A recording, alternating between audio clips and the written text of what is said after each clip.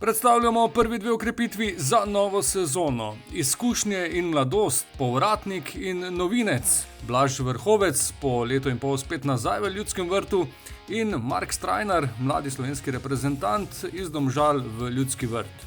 Blaž Vrhovec je znano ime, ni ga potrebno veliko predstavljati, saj je v Ljudskem vrtu preživel več kot 5 let, bil soudeležen ne samo pri naslovih državnega prvaka, ampak tudi pri igranju v Ligi prvakov, po nekaj izkušnjah v tujini, na Cipru in v Poljski, z novimi tekmovalnimi motivi.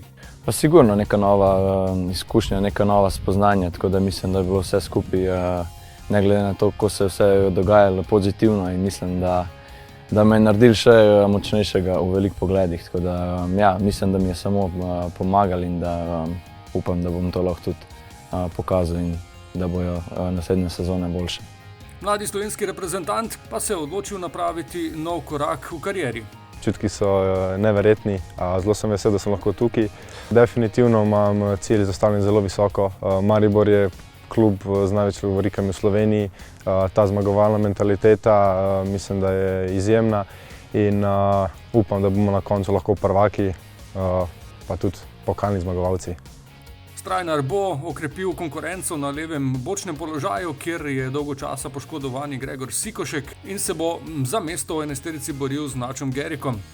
Mislim sicer, da bom imel kar velike čevlje za zapoven, glede na to, da sem prišel na mesto Gregorja Sikoška, ampak jaz bom dal vse od sebe in upam, da bomo doživeli samo lepe stvari tukaj.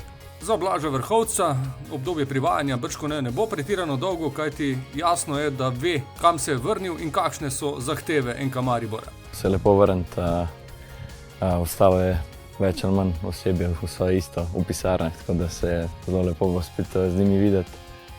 Veselim se tudi novih izzivov in upam, da bo vsaj toliko uspešno, kot je bilo prej, oziroma še bolj.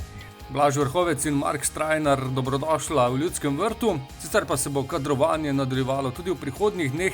Predviden je tudi dokončni prihod Marka Božiča iz Italije, ekipa pa se bo zbrala na prvih treningih in začela s pripravami na novo sezono ta vikend.